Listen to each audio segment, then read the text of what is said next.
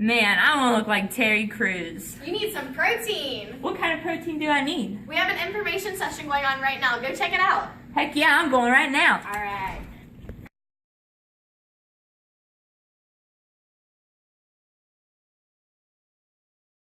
Before we get started out, I'd just like to point out that smokable pot and hemp are two entirely different things. The hemp plant can be used for a variety of different ways due to its strong durability.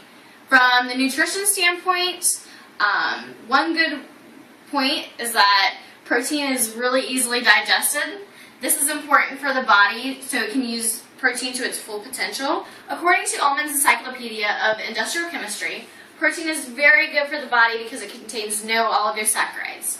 Now, oligosaccharides are a natural chemical that's responsible for gas. So this means you won't get the nausea, the bloating that you get from other proteins. Hemp protein is actually vegan or vegetarian. However, non-vegans and vegetarians can also use this option. The more amino acids means the better the protein source is going to be. Amino acids are the building blocks of proteins in the human body. AminoStudies.org states that the human body needs 22 amino acids to maintain optimal health and build muscle. However, 9 of those essential amino acids are not made by the human body.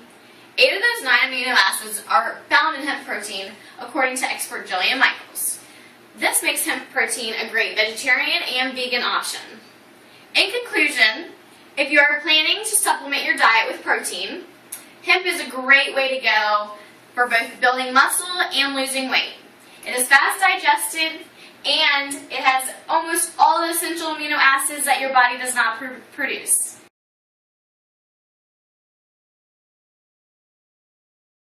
Whey protein is derived from cow's milk, so vegetarians would not use this option.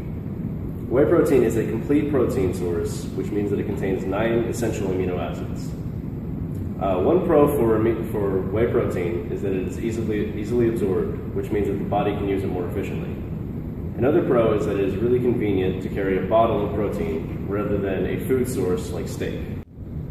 Some cons that go with whey protein are that if the consumer is allergic to milk, sometimes they're specifically allergic to the whey portion of milk. Another con is that some of the long-term effects are currently unknown, but they have been linked to renal failure. One final con is that the short-term effects include cramps, bloating, nausea, and even increased bowel movements.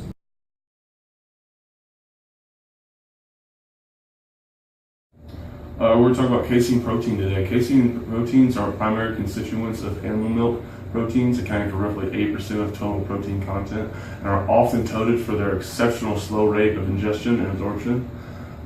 This can also have a factor in if you're lactose intolerant. It can also cause a little bit of bloating, a little bit of gas, but otherwise it's not really doesn't have much negative effects.